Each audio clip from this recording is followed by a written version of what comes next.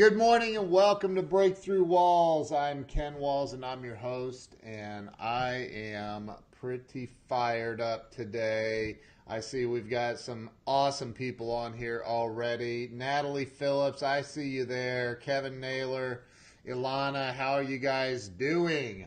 So listen, I think this is I don't think I have anybody scheduled for tomorrow, and then Thursday I'm heading to Miami for the 10X Growth Conference. If you haven't gotten your seat for the 10X Growth Conference, do it!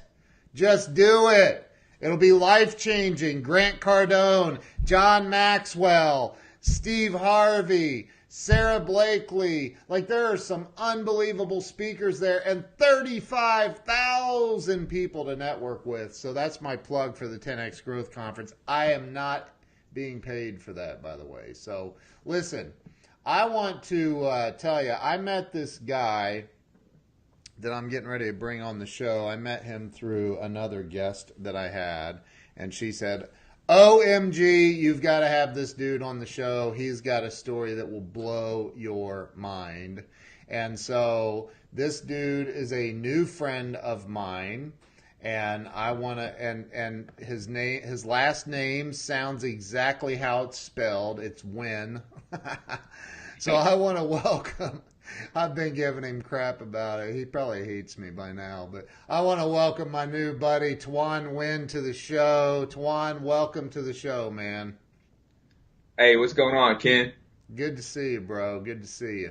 Move a little bit over to your right, just a little. There you go. There you go. Now you're centered. So look, man, you have a pretty incredible story, and I think you can help a lot of people, dude.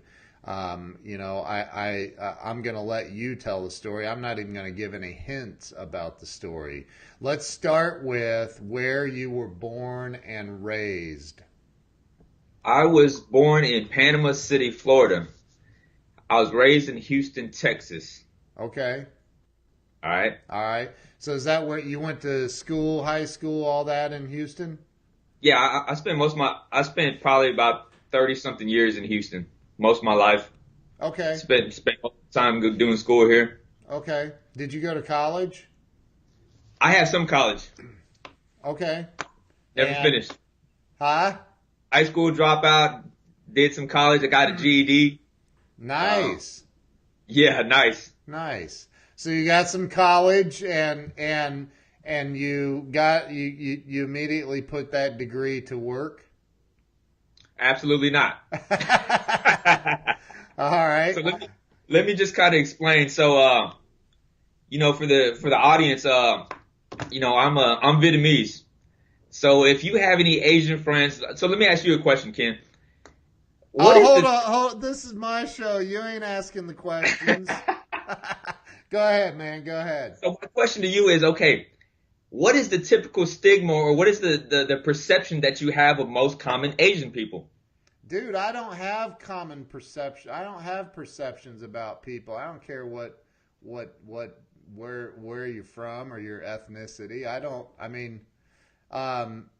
There are things I've heard, like Asians can't drive. But I'm kidding. I don't know, man. I don't have any, I love, Japanese and Chinese food. Yeah. So I don't know, man. Is there something I should know?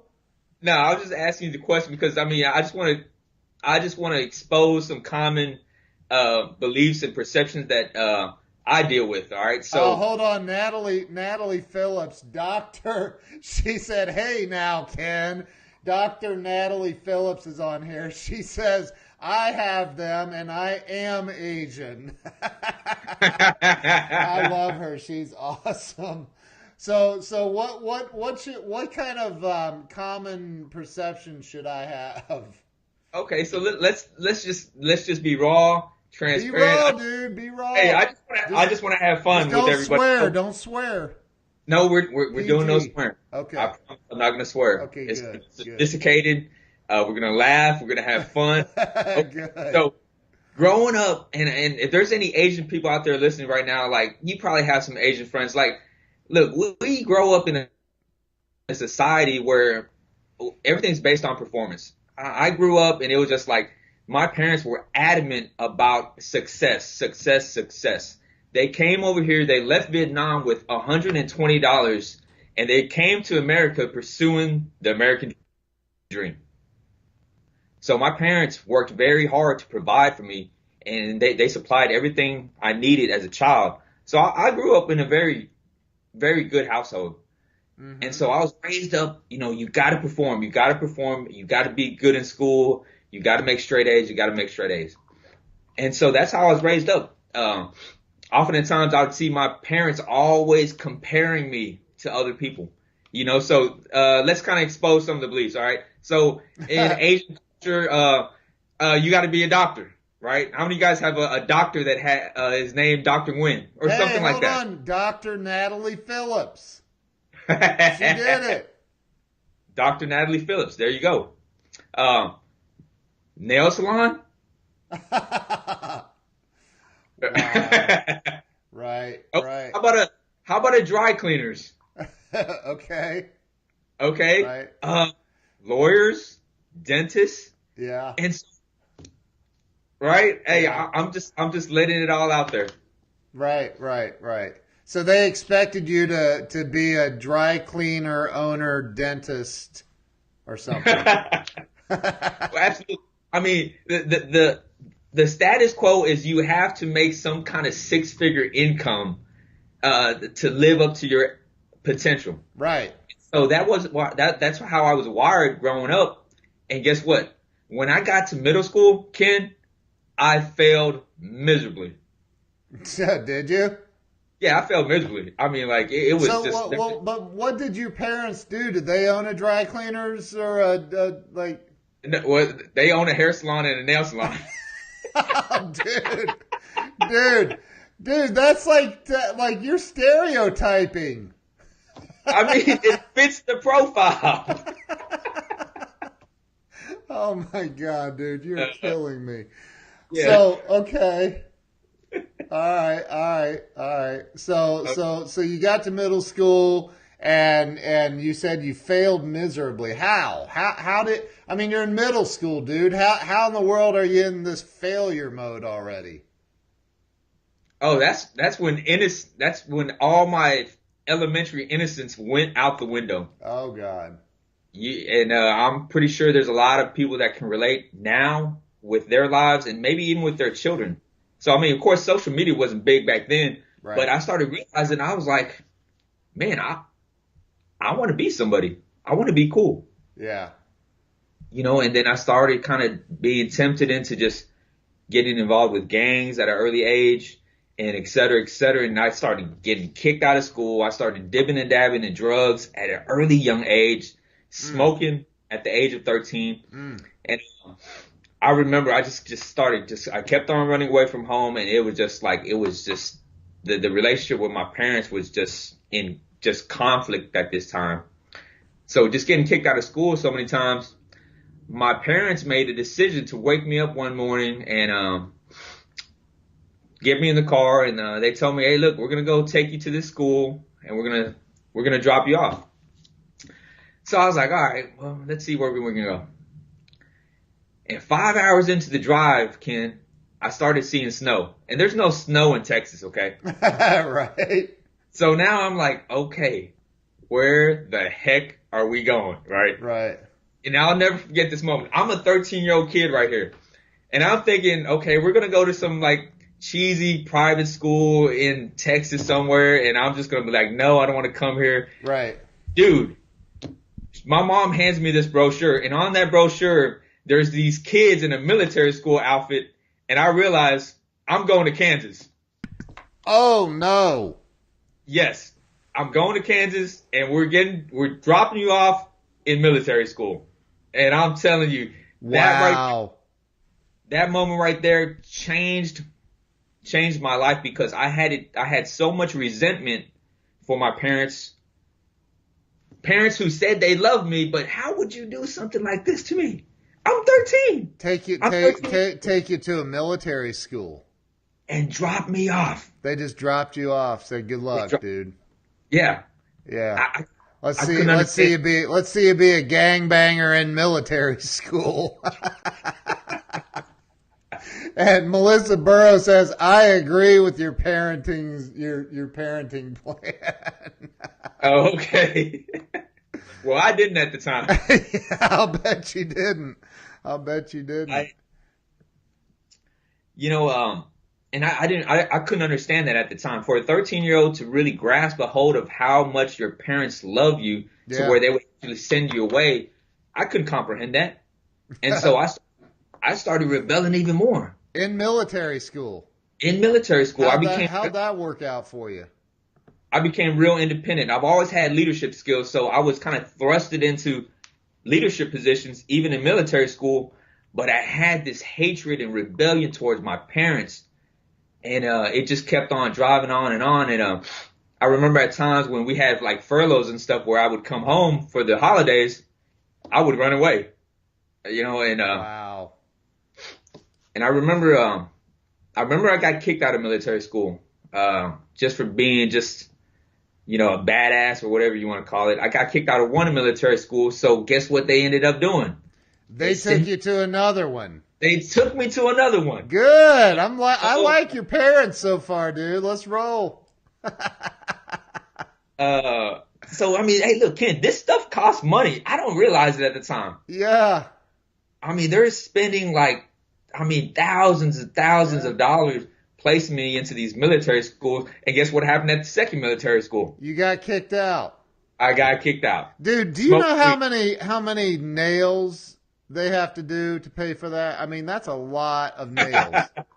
Oh yeah, I can only imagine how many haircuts and pedicures and manicures they've done to just to pour into my life and try to correct me. But and you kept getting kicked out. Right. So tell me, like, okay, so how old were you? 14, 15? How old when you got kicked out of the second one? I was in 8th grade at that time, so I was probably pushing 14, maybe close to 15. Dude. And here's your mom and dad working on people's nasty feet to put you through that. Like, that's just nasty, dude. I couldn't do it, right? But and you're being an ungrateful craphead. Go ahead and say it. Go ahead and say it. We'll just say craphead. So, yeah. Natalie says, "You are making my Asian mama Jean twitch." Oh my gosh, she probably wants to smack you about right now. So dude, okay, so here you are rebelling, being a duty head, and you're getting kicked out of the second one. You're 14 years old. What next? Juvenile probation, car theft. So nothing really changed at all. Military school did absolutely nothing for me. It kind of helped me with some leadership skills, but outside of that, like, my relationship with my parents was completely torn and broken apart. That ultimately led me into just a life of just seeking. I was searching for significance. Yeah. I was looking for acceptance. I was looking for a place. I didn't have a big brother. I had 2 sisters. I didn't have a role model figure in my life. My dad was always at work. And our daily conversations would probably be, 3 times where he spoke to me like maybe 12 seconds throughout each time. Yeah. And it was basically, are you okay? You hungry? It's time to go to sleep. But that was because my dad was always working. He was always working. And so my dad didn't know how to raise me in that way, because he thought that, let me just provide for him and that's good enough. And well, so wait, where was your mom? She was there too, but she was always working too. Oh, okay. Yeah, so they worked together. So here you are, 15-ish years old, and now you're starting to, I've got a 13-year-old daughter, so I get it, man. You're starting to get resentful. You're starting to get real resentful towards your parents. Right. Yeah. And you're on probation. Yeah, I was on probation, juvenile probation. That was nothing. I breezed through it. I think really what started changing was when I turned 18. When I turned 18, I started kind of dibbing and dabbling with ecstasy. Mm. Started trying cocaine and stuff like that. And I realized, I was like, man, this is really cool stuff here. And I Oh, remember, did you realize that, huh? oh, I mean, yeah, it was cool. I mean, I told myself I would never succumb to a place where I would do cocaine. Yeah. And, uh, and I started realizing the people that I started associating with, I mean, this is kind of cool. And when I actually tried it, I was like, man, I like this feeling. I like Mm. this. I never Wow. thought I was going to be addicted to this stuff. But I remember the first time I went to this party, right? And I had a little party package of like ecstasy and some cocaine and I think some crystal meth, right? Oh my gosh, dude. I'm talking about this party was completely dead when I came over there. And when I pulled that stuff out, everybody lit up. And it was just like everybody started partying and the next thing you know, I was the life of the party. Wow. And I started liking that feeling. So you found significance. You found significance for yourself in that. Absolutely. I Wow. was always, something that we hear a lot in today's society is value. Find where you add the most value at. Yeah. I mean, me growing up and just kind of just going through life and not really having a direction, I was trying to find where I add the most value at. And when I saw that, I was like, man, this could be something real beneficial to me because I see how much value I'm adding to all these people. I mean, I'm going to give you what you want. And so Right. that led me down that path where, you know what? Now my ambition is I'm going to be like this cool drug dealer, right? Mm. And I mean, that was my direction I started having. My self-image was tied around that. So just being transparent, my self-image consisted of what? Strippers, parties, drugs, money, and power. Mm-hmm. Wow. How did that end up working out for you? In a nutshell, Yeah. 9.5 years in prison, total 3 times. Wow, dude. Wow. So 9.5 years in prison. When was the first time you got arrested? Well, I'm gonna go out on a limb and take a guess. I'll bet you had some run-ins as a teenager. Yeah, I had a run in at 18, got on probation Okay. for a minor charge, and I finished probation in 4.5 years. My Okay. next run was probably around 24 years old. Got busted with a bunch of ecstasy and methamphetamines. I got an 8 year sentence, did a couple years on it, got out, had no kind of transformation. I went in thinking, you know what, there's a smarter way. I can do this better. This is my first time. I made a mistake. I'm not going to make the same mistake, right? Got Wow. snitched out. I got snitched out by somebody just being careless. Not going to make that mistake anymore. Got out the second time. Hold it. The first time you went, now we're talking prison, not county I'm jail, talking right? prison. Prison. So you went to prison at what age? 23. 23, and you're literally a full-blown drug dealer. Yes. Dude, That, yeah. was that jeez. Okay, so at 23 years old, you're a dealer. Are you making good money? I'm making decent money, for my age, Yeah. you I know, mean, uh, at 23, were you making great money as a drug dealer? well, I guess what would you define great? I Now, don't know, man. I don't actually looking know. back right now, I was probably just an average drug dealer, but on the outside, I really made it seem like I was somebody. Right, You know, right, the nice right. cars to the jewelry and stuff like that. Wow. Definitely on the outside, you couldn't tell how much I had and stuff like that. I mean, because that's what our world consists of. It's like, man, we're so wrapped up with, we're consumed with how we look, how Yep. the world perceives us. And so that was me. Like, I wanted to be somebody, I wanted to look like success. Yep. So it was all show. You know, I got man.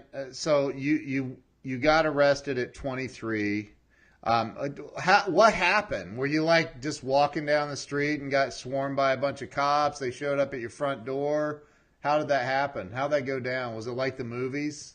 Uh, Actually, it was. So, interesting story. So, at the age of 23, I decided, you know what?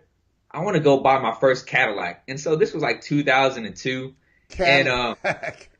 well, yeah, I wanted a Cadillac. And so, Wow. like, I like being a trendsetter. Down here in Houston at that time, you don't see no Asian people driving Cadillacs on Vogues and stuff like that. Okay. So I Dude, wanted dude, you are really picking on Asian people, and you're Asian. to, Wow. Okay. Okay. So you're 23. You want a Cadillac. Did you get a Cadillac?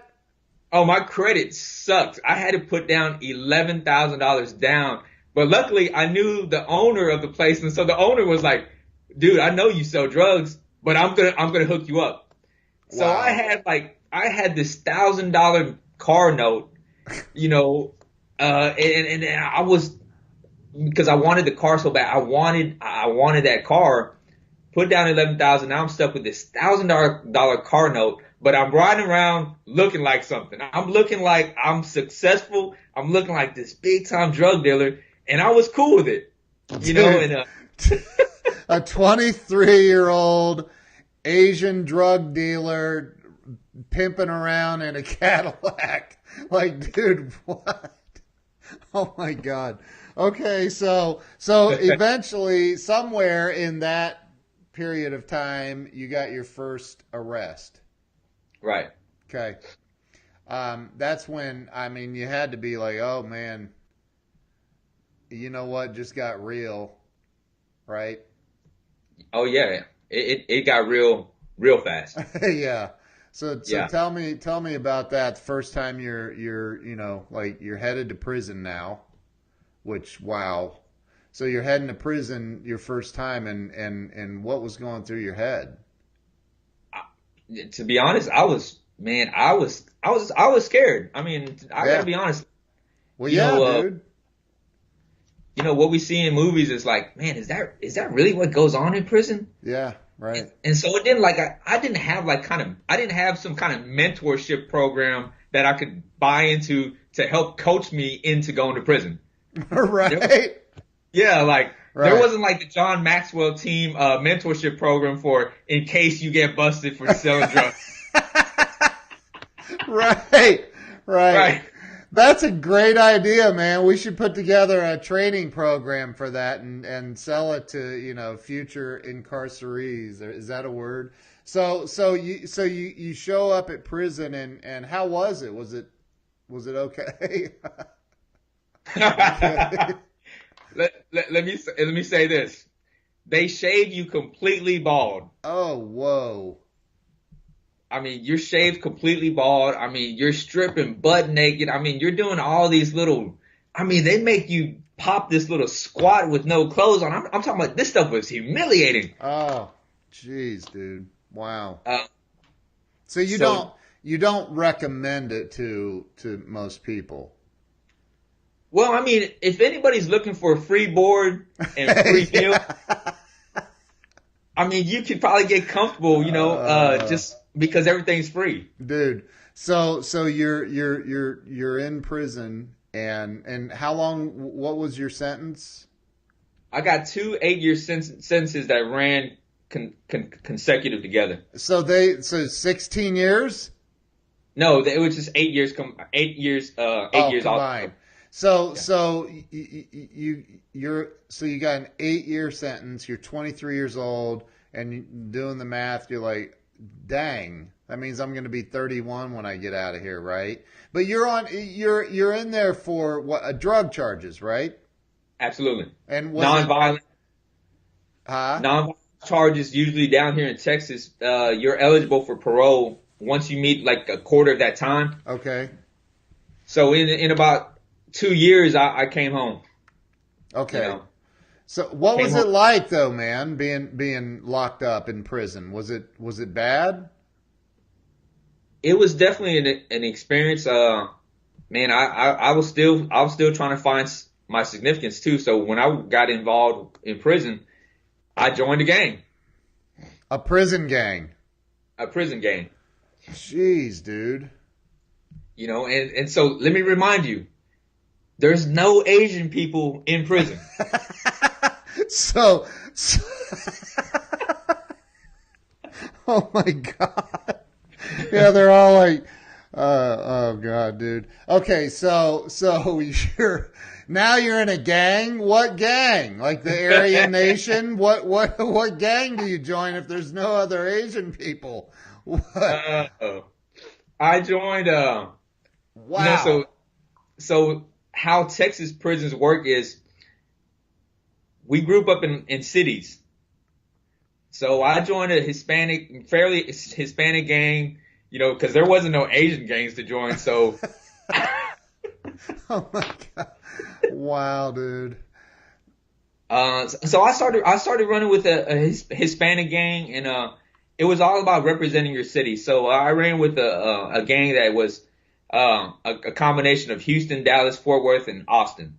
I Wow. won't mention I won't mention nothing else outside of that. But I mean, that was my place of significance. Wow. You know, so I started surrounding myself with people that would build upon the image that I was trying to uphold.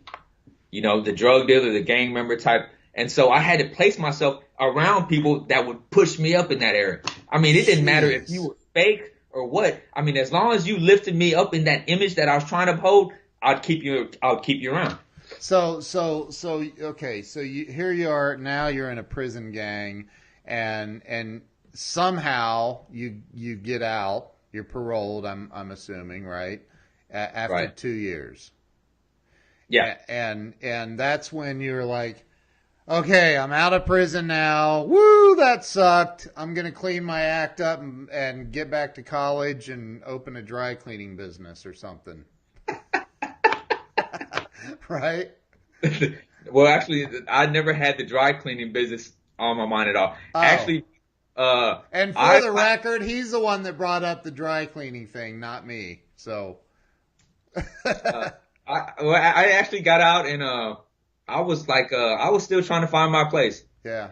and I had no kind of direction. My dream at that time was I wanted to be on Saturday Night Live. Okay. That was my dream at that time. I wanted to be some kind of comedian. I wanted to go on TV and I wanted to be famous. I wanted to go make people laugh, but there was like no direction on how to pursue that. So I never chased after it. Wow. Dude. Eventually, where I ended up going back to. So you got back into dealing drugs. After about a year or so. Okay. And you were still on parole, I assume. Absolutely. So I'm sure they frown upon that. You're right. Yeah. So here you are, a paroled Asian prison gang member, now out of prison, being a drug dealer again. Did you get back into another caddy?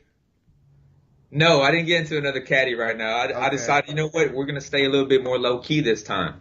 Okay. So we stayed riding around in a Volkswagen Passat, Okay. 2005. Right. All right. So you got busted again. Got busted again, just being at the wrong place at the wrong time. And how old were you then?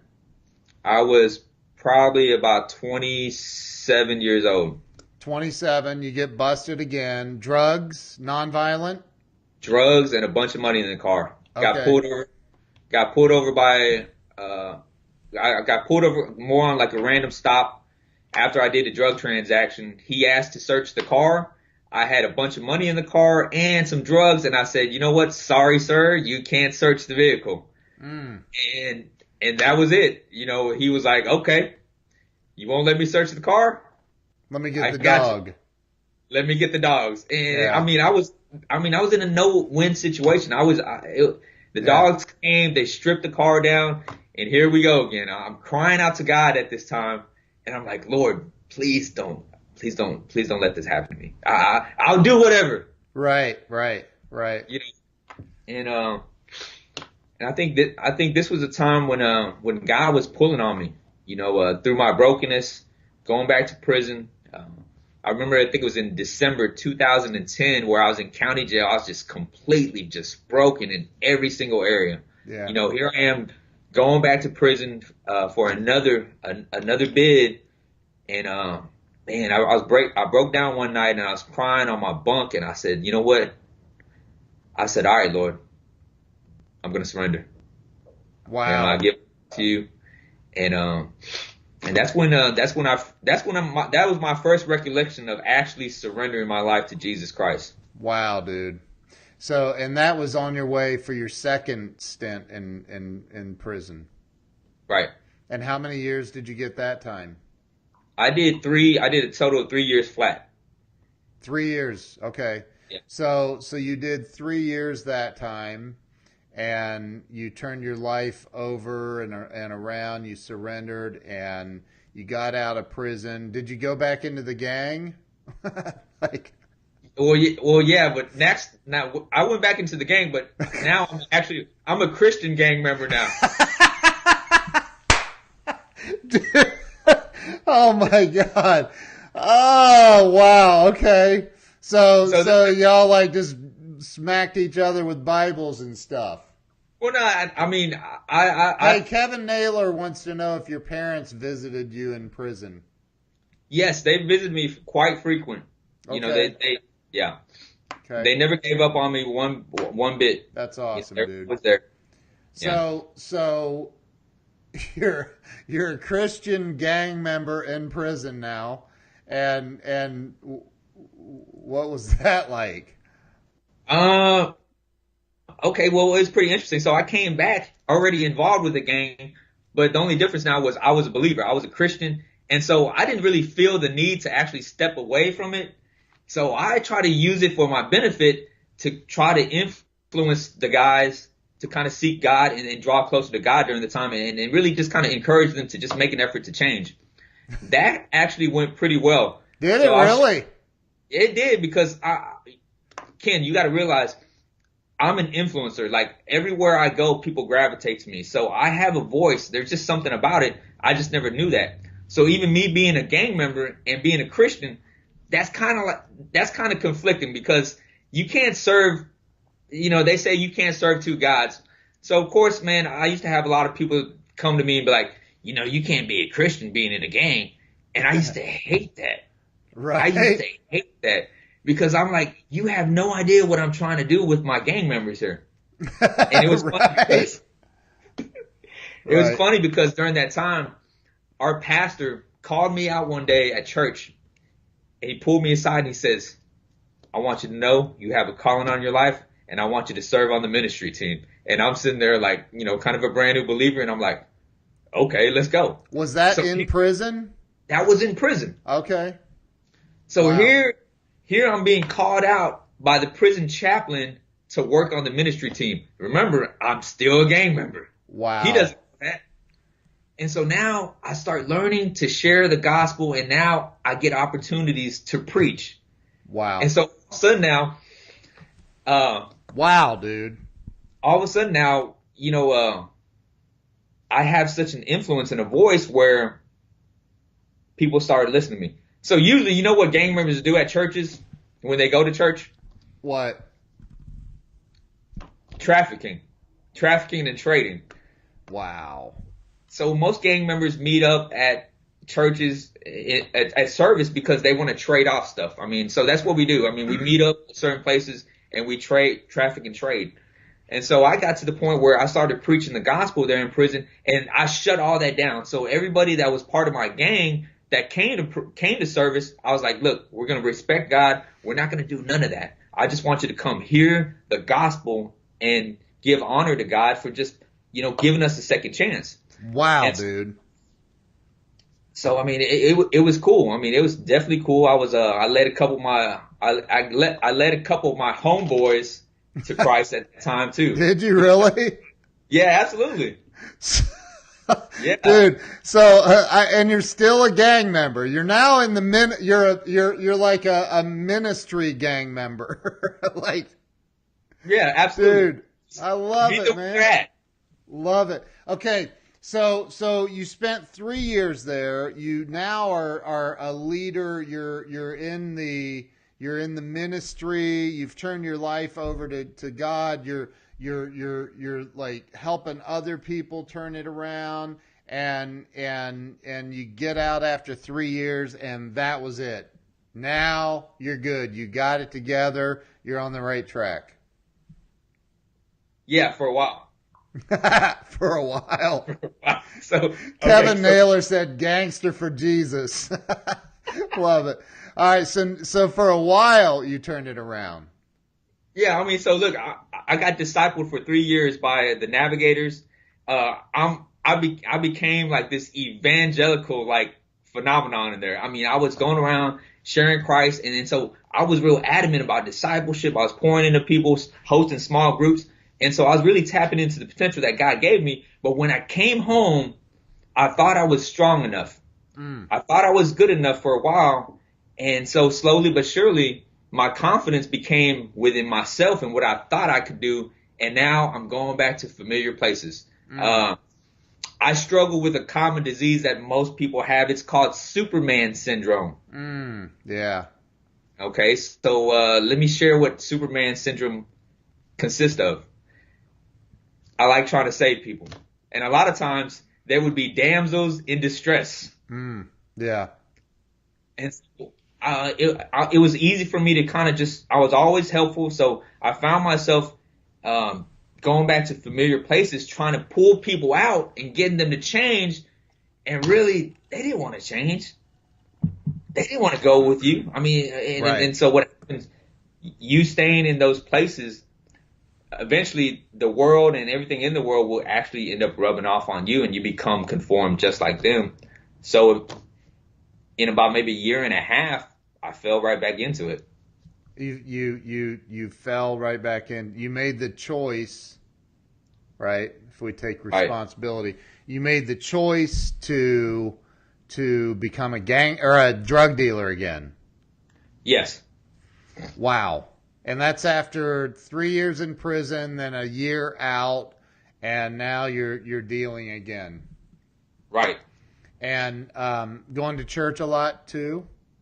I actually, when I first came out this time, I was asked to be a youth leader at a church. So I actually started leading a small youth group at one of the local churches. And you're selling drugs? No, that was after. Like, oh my God. Wow. That was Don't go to that church. Yeah. Just kidding. No, that was actually after that. I remember, so I want to share a funny story. So I said I was originally from Panama City, right? Yep. So the first 3 months when I got out, my nephew and my niece, they were having a bachelor party down in Fort Lauderdale, South Beach. Yeah. So I remember I'm a Christian. I get to go down there, Yeah. Here I am going back to Florida where I was born, and I ended up leading my nephew and my niece to Christ. Wow. And one of the things they wanted to do was they're like, hey, you know what? We want to get baptized. I was like, okay, can we get baptized in the beach? I was like, I don't see why not. And so this is the funniest story because here I am in Fort Lauderdale. We're down there in the beach, and I mean, we're having a big old group. And so I take my niece and nephew out there, and I baptize them in the water, right? And so here they are, giving their lives to Christ, getting baptized. Guess where I'm at later on that night? I can't. Back in prison? No. I'm at a strip club with 100 women on stage. Wow. And I'm sitting there like, wait, how did I go from baptizing people to being in this place? Right. Wow. It's just like, did you realize it though at the moment? You were sitting there, you were like, something's not right about this. Well, yeah, absolutely. When, I was struggling on whether to pay 2 for 35. Yeah, definitely. That was a struggle. I mean, yeah, I was like, What am I doing there? But you know what? Now you said though that you ended up. You said early on that you went 3 different times, right, to Right. prison. So here you are. Now you've been out of prison the second time for about a year. You're starting to get back into the strip club scene and drugs and dealing and all of that. And you're baptizing people. Right. All right. Wow, man. This story has a lot of twists and turns. Absolutely. So what happened next, man? How did you end up going a third time? Same old story. Yeah. Same old story. I came home, did real well. Back in Had Houston. back in Houston. Yeah. Had a pretty decent job as a machinist. Definitely totally outside of my element of what I really love doing, but it was a job, and just slowly but surely, man, I just started dibbing and dabbing again, and slowly but surely I came back into it, and then this time I'm totally full blown. I really got into it real bad, and long story short, I ended up getting busted again, and this time I get 16 years for Whoa. over a pound of meth. Oh my. I started selling. Yeah, I started selling to some undercover narcotics that had been working with me for like several months, and I think I probably got snitched out in the process too. So it was just, 16 years. I was like, man, here we go again. 16 years. So wow, now it got real. Like that's real. It got real. And you were how old at that time? About I 28, was 30, 29? I was 30. I was 33. Oh, 33. And Yeah, wow, dude. So here you are now, 33 with 16 years in prison. Wow. right. Wow. So remember, today's actually 62 days since I've been released. I know nobody knows that except for you and me on here, man. So Right. so you literally just got out of prison 2 months ago.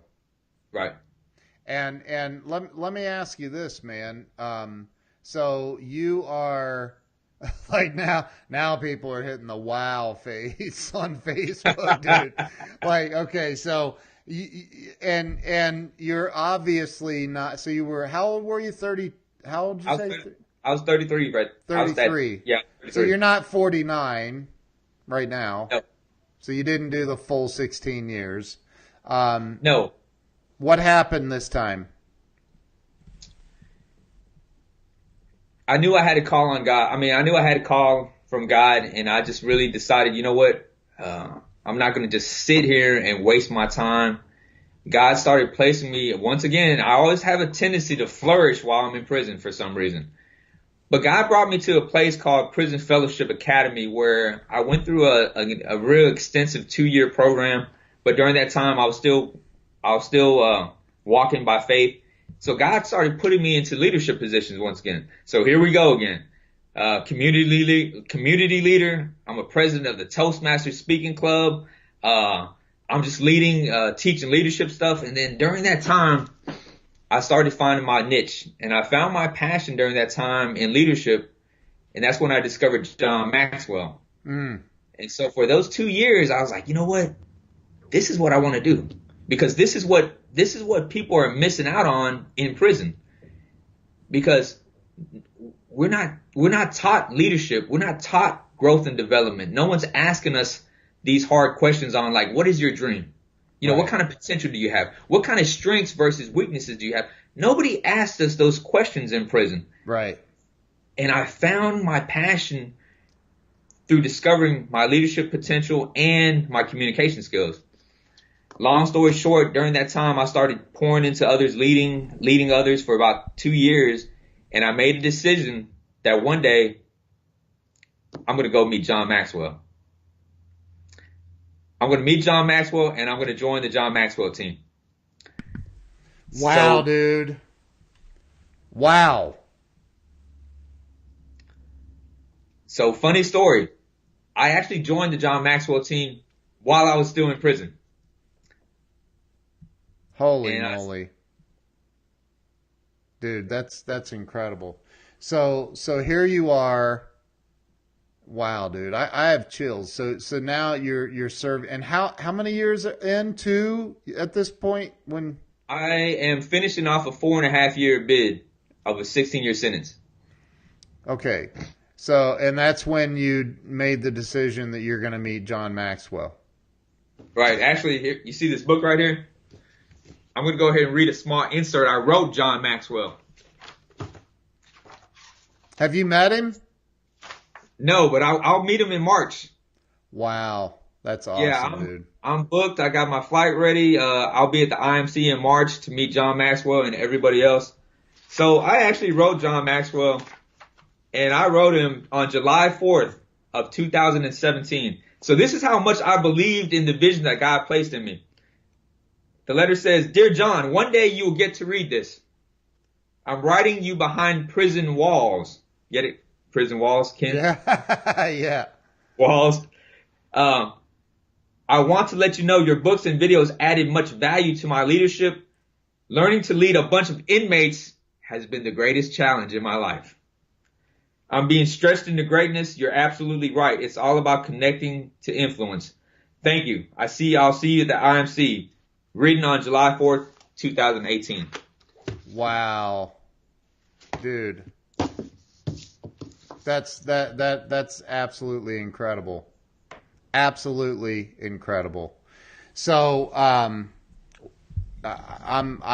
blown away, man. Like, so you did 4.5 years, you said, of that 16-year sentence, Correct. and you just got out 60 days ago. Yes. And here you are on my show, on Facebook Live, which this will also be out on iTunes later today. But you are, and you're wearing a suit and tie, dude. Yeah. Like, that's incredible. So what's going to be different this time, man? What's going to be different? Or do you feel like you need to be back in prison to continue to flourish and do God's work? You know, I've always had this desire or this maybe ambition that I want to be like some kind of corporate hotshot looking like this all the time. Yeah. Right? You know, I kind of envisioned myself like, you know what, man, that would be so cool to go into like these corporate businesses and teach leadership and help build companies up into like multi-million-dollar establishments and stuff like that. And God sat me down one day and he goes, "You still don't get it, huh? You still don't get why I put you or allowed you to go through prison." And I didn't understand it at the time, but what God was showing me, he was like, your call is different. Even though you're on the John Maxwell team, your path is still different from everyone else. Mm. And what he was showing me was, I placed you in prison to show you that that's where I want you to come back to.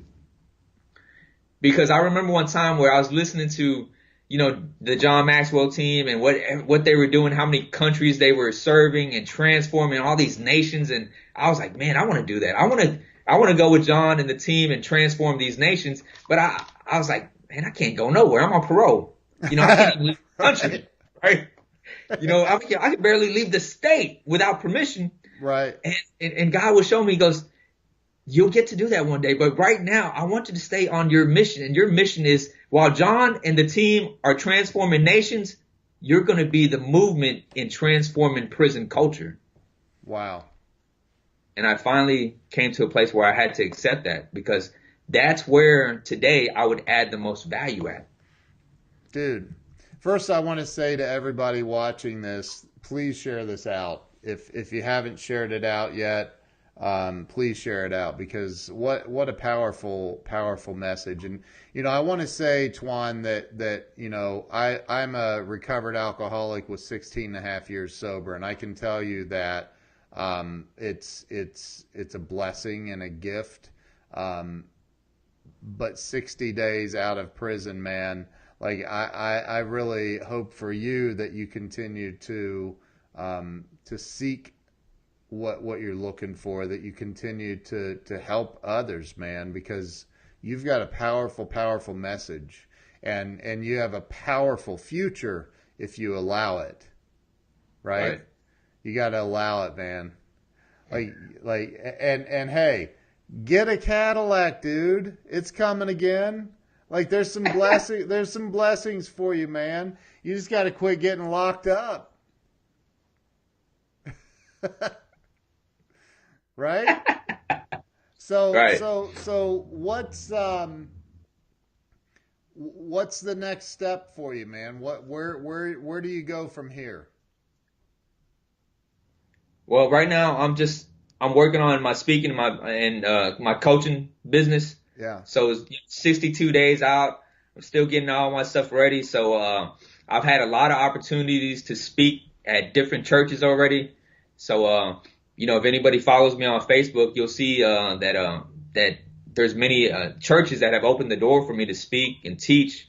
So man, I'm just moving along. I'm teachable. I'm humble. I'm real intentional about growing. So, man, if you feel like you can even help out in some way, and maybe helping me get a Cadillac, just reach out to me.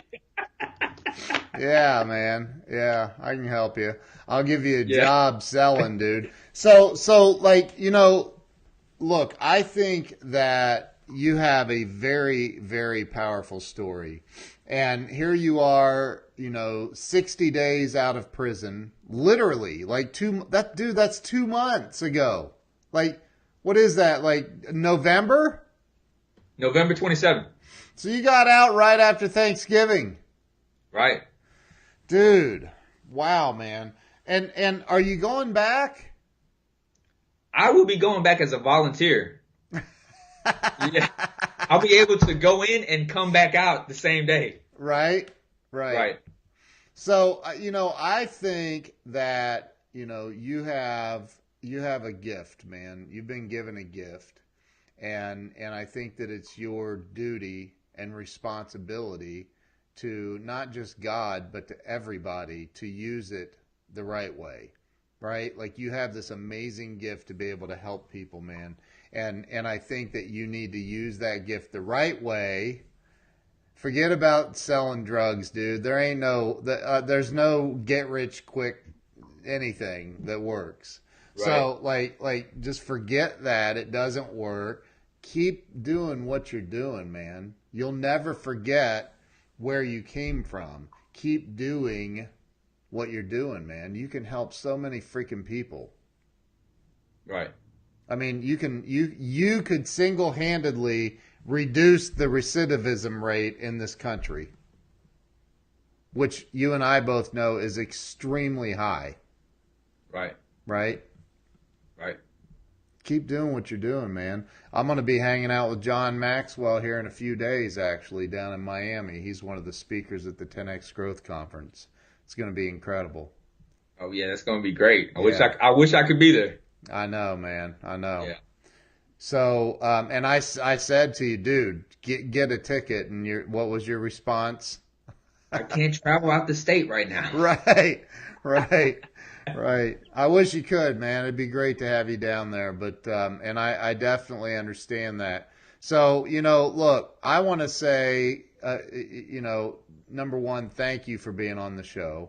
And number two, I want to give you a huge congratulations because, look, dude, I mean, let's face the facts, man. It's like you said, let's get real about Asians, that was funny, dude. You're insane. But realistically, most people don't, most people don't make it back from where you've been, dude. Most people don't make it back. And here you are, you've been given a gift, and it looks like your intentions are to use your gift to help the world. Absolutely. Good, man. Absolutely. Anything else that you would like to share with the audience before we end this? Okay, maybe I'll apologize if I've offended anybody that was Asian out there. Oh, dude. I doubt it. Man, Ken, I was inspired by your story and how you met Grant Cardone, just through Christine Moore sharing with me. So, Man, I just wanted the opportunity just to be on your show. As a matter of fact, this is what I want to do. After the IMC in March, I want to get back on your show to give you an update. That would be awesome. That would be absolutely awesome, dude. And I want you to stay in touch with me. And, you know, if I can help you in any way, I absolutely will help you, man. But you know, I think you're on the right track, dude. You know, and just remember that in those moments when it feels like it's not moving fast enough, it is, man. It's moving at the pace that, you know, this is going to be a gradient thing for you. So, she said, yeah, and Natalie Phillips said, "OMG, you didn't offend anybody Asian. We are all friends and family and respect each other, but have fun too. She loves your story." So, dude, like, go back and everybody, make sure you go follow Tuan. And I can't even, like, I had to, like, study your last name to spell it the first time typing it in. So I'm sorry, dude. But it's pronounced Nguyen, which I did not know that. So, but, you know, everybody go follow Tuan. And dude, thank you so much. Congratulations to you for your, I'm just going to claim it for you, man. Your very, very last stint in prison. You're out now. You've been out 60 days. Let's make it 60 years and help you continue to make a positive impact in the world. I received that, Ken. Thank you. Awesome, brother. Well, congrats. Thank you so much for being on the show today. I appreciate you. I'll keep you in my prayers, sending you all kinds of positive energy, man, just like everybody else. So thank you. Thank you, Ken. All right. You guys have an awesome day. And I don't know what the show schedule looks like right now. I will be out of pocket for several days, but thank you all. I appreciate you all. And make sure that you are following Tuan, and let's help hold him accountable and help lift him up and get him to the next level. You guys have an awesome day. Thanks, Tuan.